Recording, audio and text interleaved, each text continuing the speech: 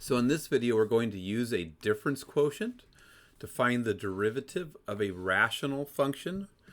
Remember, a rational function is just a ratio of two polynomials. So I have the rational function f of x equals x plus 1 over x minus 1. And the directions are to find the derivative of it. Or in other words, find the function f prime of x that describes the slope of all possible tangent line slopes to the graph of f of x. So we're going to use the difference quotient and take the limit as h goes to 0 of the difference quotient to find the derivative. So we're going to say, hey, the derivative is equal to, it's going to be the limit as h goes to 0 on the difference quotient. And now we have to apply, set up the difference quotient. So it says take f of x plus h first. So go to the rational function. And everywhere we see an x, we replace the x with x plus h. So that's going to give us x plus h plus 1 in the numerator and x plus h minus 1 in the denominator. Then the difference quotient says subtract the original function f of x. So subtract x plus 1 over x minus 1. And then the difference quotient says divide the entire thing by h. So there's step one. It's just setting up the difference quotient. Equals the limit as h goes to 0. Recognize that the h in the denominator can be factored out as a 1 over h for the moment. I have a numerator, so I want to find the common denominator and combine these two rational functions together. So a common denominator would be multiply this guy by x minus 1 over x minus 1 and multiply this by x plus h minus 1 over x plus h minus 1. So we're going to wind up with this binomial times this term up here. So we get x minus 1 times x plus h plus 1 minus, and then it's going to be x plus h minus 1 times the x plus 1 here. So I'm going to get minus x plus 1 times x plus h minus 1, x plus h minus 1. This is just simply from finding a common denominator. And then the common denominator is going to be the product of these two polynomials. So it's going to be x minus 1 times x plus h minus 1. There's my common denominator. And then I'm going to go down to the next line. Equals the limit as h goes to 0 of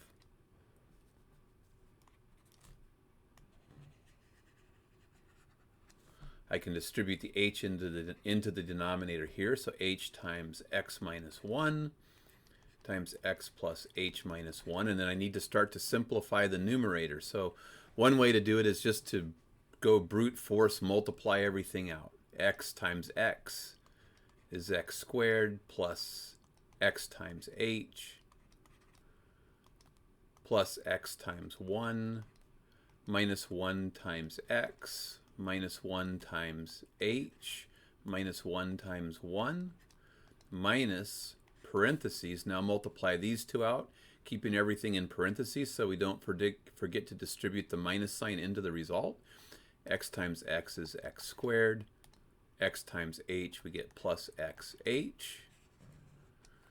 X times minus 1 is minus x. 1 times x is plus x. 1 times h is plus h. 1 times negative 1 is minus 1.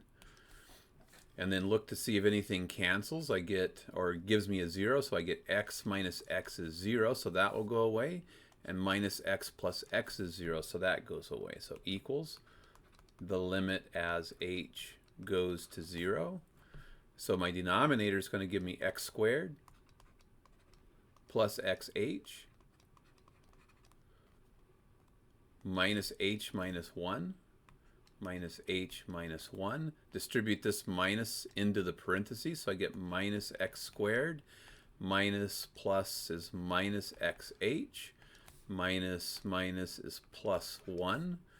I think I got everything in the numerator, so I'm going to go all over my denominator, which is h times x minus 1 times x plus h minus 1. And look to see if we can get any zeros in the numerator. So we get x squared minus x squared is 0. plus xh minus xh is 0.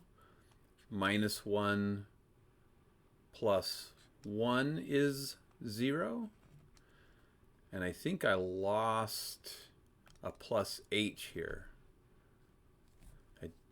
I did. I get minus, plus.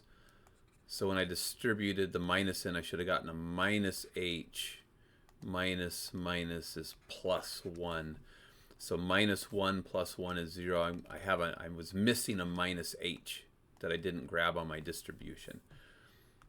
So equals the limit as h goes to 0, and I have minus h is all that's left in the numerator.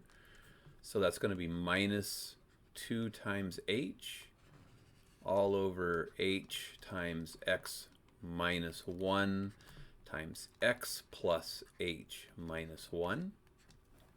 And now I want to recognize that h divided by h equals 1 as long as h is not equal to 0. And h isn't equal to 0. We're letting h approach 0 or h go to 0, but not get there.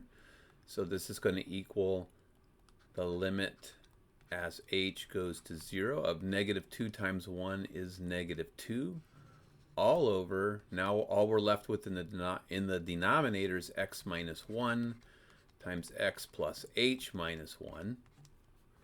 And this is currently what our derivative is equal to.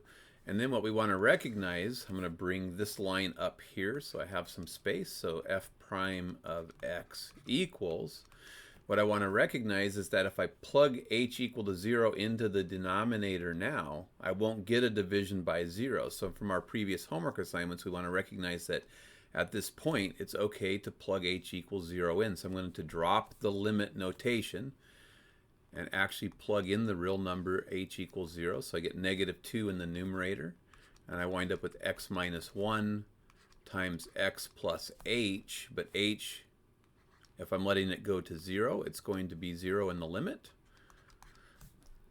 And then this is going to simplify to negative 2 over x minus 1 times x minus 1, which is just negative 2 over x minus 1 squared. So there's the derivative of the function f of x.